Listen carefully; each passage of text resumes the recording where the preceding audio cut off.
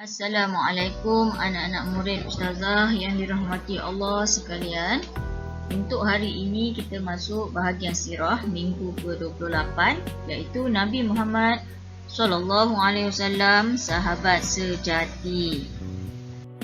Objektif pembelajaran untuk hari ini adalah murid dapat, iaitu kamu dapat pertama menganalisis kepribadian dan tingkah laku Nabi Muhammad bersahabat melalui kisah kehidupan baginda. Apa yang dikatakan menganalisis ni maksudnya kamu boleh menggambarkan atau menentukan sama ada kamu boleh ikut tak contoh Nabi ini dalam pribadinya dan tingkah lakunya. Begitu juga dengan nombor 2, mengaplikasikan akhlak Nabi Muhammad dalam kehidupan sahabat. Kamu akan menggunakan apa yang berkaitan dengan akhlak Nabi, kamu mengaplikasikannya di dalam kehidupan seharian. Sekarang kita masuk pula kepada maksud sahabat Nabi Muhammad SAW. Apa yang dikatakan sahabat Nabi ni?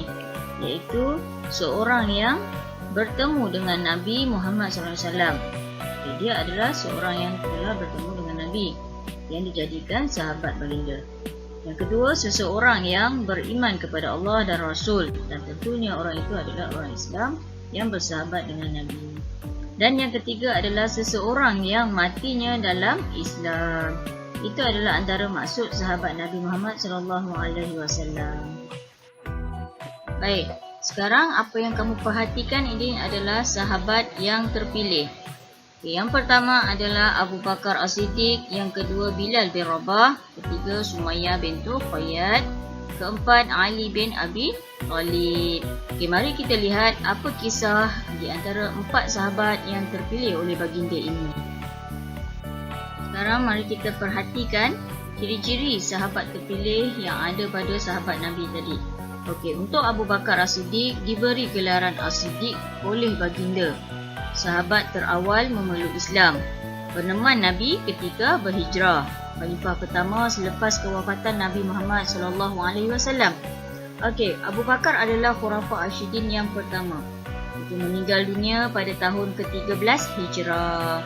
Untuk makluman kamu, Abu Bakar As-Siddiq dimakamkan bersebelahan dengan makam Nabi Muhammad SAW yang berada di Mekah. Sekarang mari kita lihat siapa dia Bilal bin Rabah ini. Bilal bin Rabah adalah muazzin Rasulullah SAW yang dilantik semasa menyertai barisan tentera Islam. Beliau juga adalah hamba terawal memeluk Islam semasa Nabi mula-mula membawa risalah Islam. Malangnya baginda meninggal dunia kerana dijemur di padang dan diletakkan batu di atasnya semasa menjadi hamba kepada bangsa Arab Jahiliyah. Beliau dilakukan dengan kejam, dijemur di padang dan diletakkan batu di atas dadanya.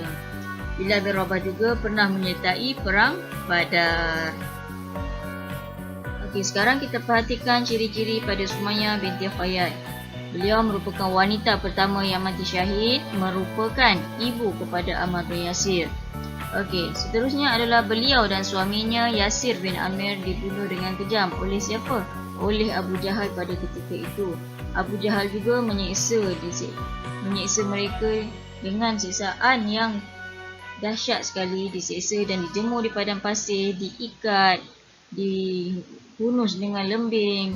Pada ketika itu Nabi Muhammad tetap meminta Sumayyah dan suaminya Yasir agar bersabar dengan ujian Allah. Dengan itu Nabi menjanjikan mereka adalah dijanjikan syurga buat mereka yang sentiasa menegakkan kalimah Allah, kalimah la ilaha illallah Muhammadar Rasulullah. Kerana itulah Sumayyah adalah sahabat Nabi yang terpilih ketika itu. Sekarang kita perhatikan pula ciri-ciri yang ada pada Ali bin Abi Thalib. Siapa dia Ali bin Abi Thalib ni? Merupakan sepupu dan menantu Nabi Muhammad SAW, di mana Ali berkahwin dengan puteri Rasulullah iaitu Fatimah Az-Zahra. Semasa Nabi menerima wahyu daripada Allah, Ali bin Abi Thalib inilah kanak-kanak pertama yang memeluk Islam. Ali merupakan khalifah Islam yang keempat. Khalifah yang pertama tadi Abu Bakar As-Siddiq, kedua Umar, ketiga Osman dan keempat Ali bin Abi Thalib. Okey, Ali juga merupakan panglima Islam yang gagah, yang berani. Beliau adalah yang mengambil risiko menggantikan diri di tempat tidur Nabi, untuk tidur di katil Nabi ketika orang semua nak membunuh Nabi. Rasulullah untuk mengelakkan orang membunuh Nabi, Ali mengambil risiko menggantikan tempat tidur Nabi tadi ni. Okey, beliau meninggal dunia pada tahun 40 Hijrah. Okey, sekarang kita lihat akhlak Nabi Muhammad sallallahu alaihi wasallam dalam bersahabat. Pada suatu ketika Abu Hurairah sangat lapar. Rasulullah sallallahu alaihi wasallam mengetahui hal itu dan mengajaknya ke rumah baginda.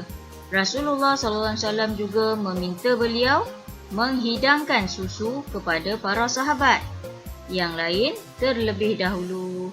Kemudian barulah Rasulullah sallallahu alaihi wasallam meminum susu yang masih berbaki di dalam bekas itu. Okey, apa yang kita dapat kesimpulan daripada kisah di atas ialah Nabi Muhammad sallallahu alaihi wasallam sangat memahami para sahabat baginda.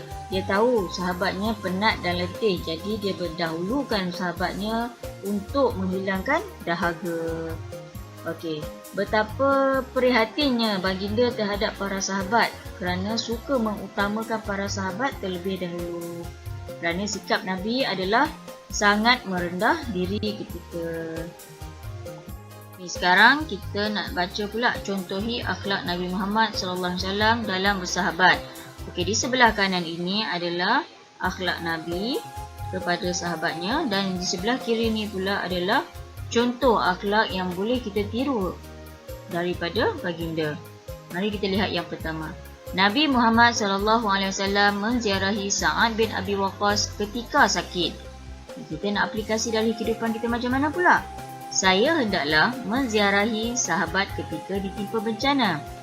Okey, jika ada jiran atau sahabat kita yang sakit, kita bolehlah menziarahi mereka seperti mana yang dilakukan oleh baginda. Yang kedua, Nabi Muhammad SAW membantu menanam pohon kurma untuk membebaskan Sayyidina Salman Al-Farisi. Okey, maksud dia kat sini apa? Kita perlu buat apa?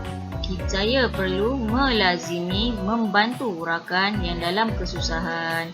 Andai ada kawan-kawan kita, rakan-rakan kita yang ditimpa bencana, ditimpa kesusahan, kita hulurkan bantuan buatnya. Contoh dia tak bawa duit untuk makan, kita tolong dia, pinjamkan duit untuk dia. Okey, yang ketiga adalah Sayyidina Abu Bakar dipanggil As-Siddiq oleh Nabi Muhammad SAW. Okey, kat sini menunjukkan baginda memanggil Abu Bakar dengan gelaran As-Siddiq. As-Siddiq bermaksud benar, bermaksud jujur. Dan dia memanggil rakannya dengan panggilan yang baik. Begitu juga dengan lumrah kita, akhlak kita nanti.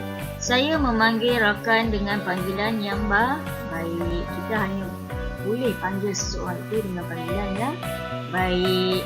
Jadi, bila kita panggil panggilan yang baik, maka itulah persahabatan kita yang penting.